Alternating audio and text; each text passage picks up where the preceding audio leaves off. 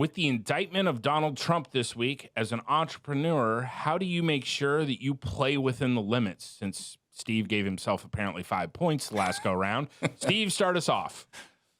So, if you guys have worked with me in the last 15 years, you know that I love the gray area. I like to play in the area where you're between the dark gray, but never crossing the black. There is a line there. So whenever there's a question, someone that's worked with me, say, hey, what do I do about the situation? Whenever they ask me a question that could be questionable, my response is always a phone call, and it's like, why the hell would you text me that? So the long answer to your question is nothing is ever in writing, right? If we're trying to figure out how do we solve this problem, it's always a phone call. It's never a text or email.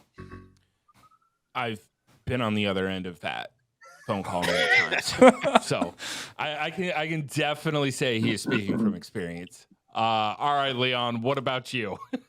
All right, I'm going to try to keep everyone from going to jail, unlike Appreciate Steve.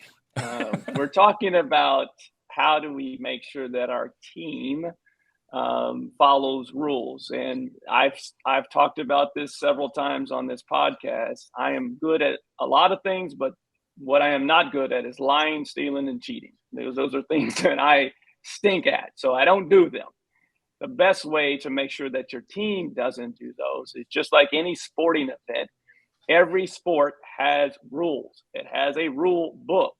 Make sure that your employees have procedures to follow, and anything that does fall in that gray, as Steve mentioned, it goes through me or my partner. It does not just happen on their own. That's the gray area outside of that rule book. It's policies, it's procedures. You make sure that they follow those things. Pretty simple, pretty straightforward. Your local, just make sure that you know all of your local city and county rules and follow them. Simple as that. That's another vote for let's stay out of prison. I like this. This is good. All right. Big fan of that. RJ, how are we staying out of the clink?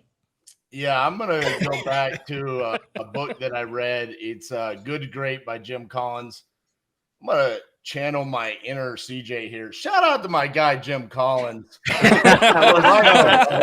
Good book, but with a great concept in the headshot concept. Okay, so for us, it needs to be that we're going to have a headshot concept. We're going to stay laser focused on what we do and become a master at it. So then you're not trying to figure something out along the way. That's where I think you really get yourself in trouble. For example, say you're a wholesaler right now and you see a podcast that says you should do novations and you don't know what a novation is. You probably shouldn't do that because that could get you in trouble. You should hire Eric Brewer to teach you how to do novations and then do it, or just stay laser focused on wholesaling and selling them to CJ. Fair enough. My man's got to wrap some properties. All right, CJ. Right. What about you? How are you keeping us within the limits? Well, on par with the shout outs, man. Shout out to the Trump train. I don't know if it went from cold to electric. I'm not sure what's happening, but shout out to the Trump train. All right.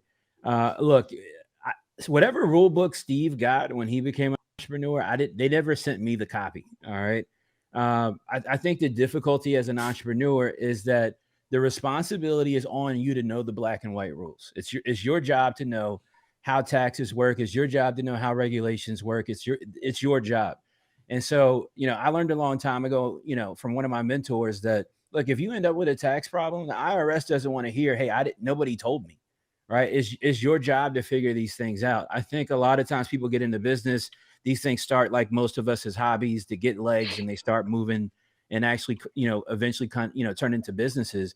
And I think the difficulty with that is along the lines, you don't pay attention sometimes to the rules and regulations of the game.